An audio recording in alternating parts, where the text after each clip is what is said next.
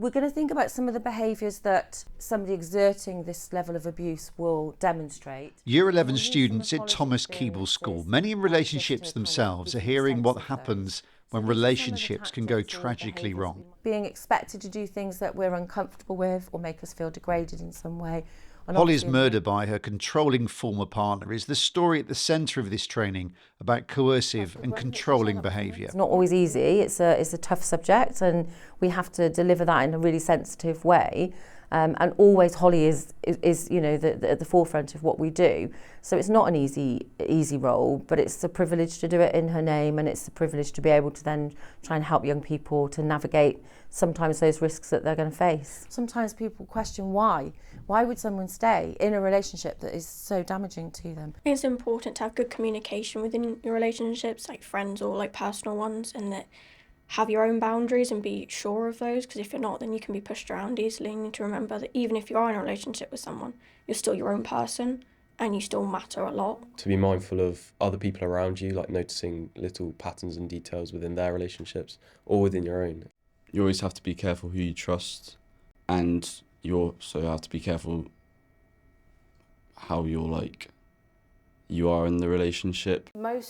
Dawn Burke is the principal at Newent Community School and an ambassador with the Hollie Gazzard Trust. She told me the training is opening up conversations and creating understanding that hasn't happened before. Some of that language that they're being trained in these sessions is now coming back. I have students saying to me, I wasn't an active bystander in that situation. I didn't make the right choice. And although they still have the consequence, they have a very clear understanding, an explicit understanding of the behaviours that are not helpful and how they can change them to be better. So that it's not lost. The consequence needs to sit. There's going to be a consequence for that behaviour. But there's a learning now around that behaviour that I don't feel like we had explicitly taught before.